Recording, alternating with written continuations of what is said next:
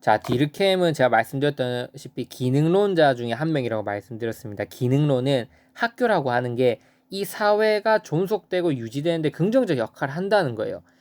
이 사회 속에는 큰 커다란 사회 속에는 학교도 있을 수 있고 병원도 있고 경찰도 있고 군인도 있고 여러 가지 집단들이 있잖아요. 그럼 각각의 집단들이 전부 다 자기 맡은 역할을 충실히 이행하면서 하나의 전체 집단이 올바르게 잘 유지될 수 있도록 긍정적 역할을 미친다고 보는 거예요.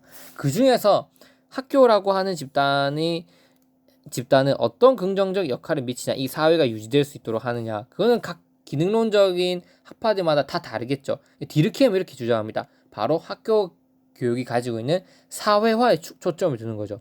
틀린 말은 아니에요. 여러분, 학교 교육을 받은 학생들이 학교에서 사회화 교육을 받으면서 받게 되기 때문에 사회에 나갔을 때 잘 적응할 수 있다는 거예요. 사회의 핵심 포인트는 뭐냐면 이거예요. 이 사회에서 아이들이 생활할 수 있도록 거기에 관련되는 규범이나 지식이나 기술들을 학교가 전수해 준다는 거예요. 매우 중요한 역할이지 않습니까? 학교가 안 해주면 누가 합니까? 이 사회 속에서 아이들이 잘 살아갈 수 있도록 하는데 필요한 어떤 역량, 지식, 기능 이런 것들을 학교가 담당해 주니까, 그러니까 이 사회가 잘 유지될 수 있다고 보는 게 디르케임의 관점이에요. 사회화 관점이란 거죠. 근데 디르케임은 그 사회화 중에서도 약간 두 가지 사회화를 나눈 거죠. 보편적 사회화와 특수 사회화. 그 중에서도 디르케임은 보편적 사회화를 중요시했던 겁니다. 그 이유는 읽어보면서 제가 말씀드리도록 하겠습니다. 학교 교육의 기능 중 사회화라고 하는 것은 사회 체제의 존속에 필요한 규범, 지식, 기술을 전달하여 올바른 의식을 갖추도록 하여 사회가 유지 존속될 수 있도록 하는 인간성을 기르는 것이다. 그러니까 아이들이 이런 규범, 지식, 기술을 갖추게 되면 이 사회에 나가서 잘 적응해서 이 사회가 계속적으로 유지될 수 있다는 거죠. 그런데 그러한 사회화 또는 그러한 종류에 따라서 이 사회는 두 가지 유형으로 나눌 수 있다고 봤습니다. 그게 바로 뭐냐면 보편적 사회화랑 특수 사회라고 그랬죠. 이렇게 얘기합니다. 그러니까 보편적 사회화는 도대체 뭐냐?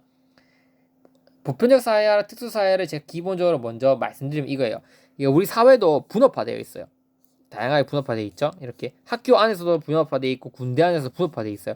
그러면 이 전체 사회를 살아가는데 필요한 사회화도 있을 거고, 분업화되어 있으니까 이 특정한 부분 있지 않습니까? 이 부분에 맞는 사회화도 있을 거예요. 이게 특수 사회화예요. 그러니까 우리 사회 안에는 다양한 계층, 다양한 조직, 다양한 구성 이런 것들이 분업화되어 있다 보니까 그 세부적인 분업화된 요소에 맞는 사회화가 필요한 경우가 있어요. 그런 걸 특수 사회화라 그러는 거예요. 근데 그게 아니라 그 각각의 이러한 구성원들의 이 집단에 맞는 사회화도 있겠지만, 이 사회 이러한 집단들이 모여서 전체를 이루고 있는 이 하나의 전체 집단에서 필요한 사회화가 보편적 사회화거든요.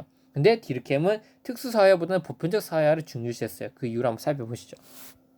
일단 보편적 사회화는 뭐냐면 전체로서의 사회가 요구하는 것으로 한 사회의 공통적 감성과 신념, 즉 집합의식을 새로운 세대에게 내면화시키는 것으로, 이를 통해 사회는 그 특성을 유지하고 구성원들의 동질성을 확보하게 된다. 그러니까 특수사회 하면 여러 번 분업화되어 있으니까 동질성 확보가 어렵거든요.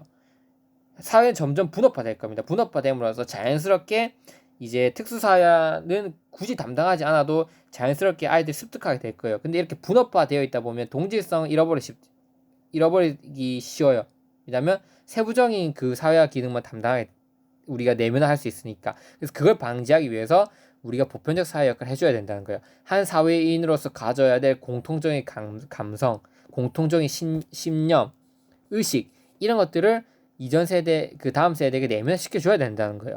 사회가 유지하기 위해서는 사회 구성원들의 사고, 가치관, 규범이 비슷해야 됩니다. 이런 보편적 사회를 바탕으로 집단 생활에 필요한 동질성을 형성해 나가는 것이 학교의 주된 역할이라고 보았다. 그래서 보편적 사회 안에 하나의 어떤 조직이나 계층에 국한되지 않고 이 모든 것들, 인간 그 사회에 존재하는 사람들 모두가 갖추어야 될 기본적인 공통된 요소를 넣자 가르치다. 이게 보편적 사회화입니다. 이게 바로 도덕교육이자 보편적 사회화라고 볼 수 있는 거죠.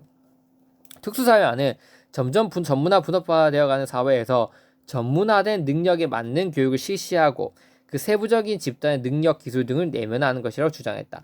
다양한 집단의 중요성과 가속화되는 사회의 분업화를 고려하여 특수사회화의 필요성도 주장한다. 그렇죠.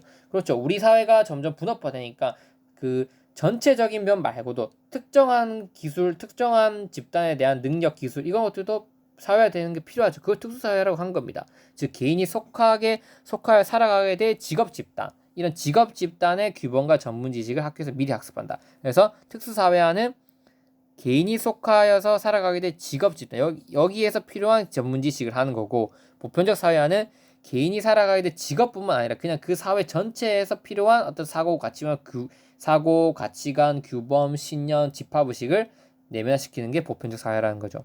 근데 디르켐 이렇게 본 거예요. 사회가 점점 분업화되고 전문화되어 감에 따라 교육이 특수사회를 담당하는 역할을 자연스럽게 시행하고 있다고 보았다.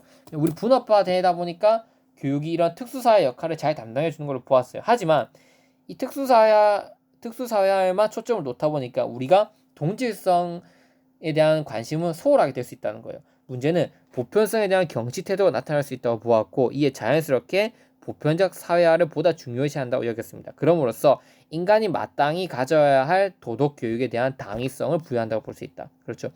인간이라면 가져야 될 도덕성, 보편적 사회화 이런 것들을 우리가 학교에서 교육해주지 않고 내보낸다면 아이들은 이런 동질성을 느낄 만한 그런 뭐라 해야 되죠? 기회가 없어지게 된다는 거예요. 학교에서 미리 보편적 사회를 무조건 해줘야 된다는 거예요. 특수사회화는 자연스럽게 우리가 이 학교 교육에서 담당하고 있는데 너무 분업화 전문화되어 가다 보니까 특수사회화에 대해서는 초점을 맞추고 있는데 보편적 사회화에 대한 그 관점을 소홀히 하게 되는 문제점이 발생하니까 그런 부분들을 우리가 잊어버려서 안 된다는 의미에서 보편적 사회를 좀 더 강조했다 이렇게 볼 수 있습니다. 그래서 어쨌든 디르켐은 보편적 사회화도 필요하고 특수 사회화도 필요하다고 보았어요. 근데 좀 더 우리가 주의 깊게 보고 동질성을 잃지 않기 위해서 사회는 점점 자연스럽게 분업화되어 가다 보니까 그 자연스러운 분업화 과정 속에서 우리가 동질성 회복을 항상 신경 쓰지 않으면 안 된다. 그런 의미에서 보편적 사회를 좀 더 강조했다 이렇게 볼 수 있죠. 그래서 이런 부분들 정도는 여러분들이 파악하고 계셔야지 나중에 이 디르켐이 나왔을 때 이 사회화 부분을 서술하실 수 있을 겁니다. 이 이상은 아마 안 나올 겁니다. 그래서 꼭 보편적 사회와 특수사회화 기억하시기 바랍니다. 네, 이상으로 강의를 마치고 그 다음으로는 RTS의 이데올로기 이론에 대해서 한번 살펴보도록 하겠습니다.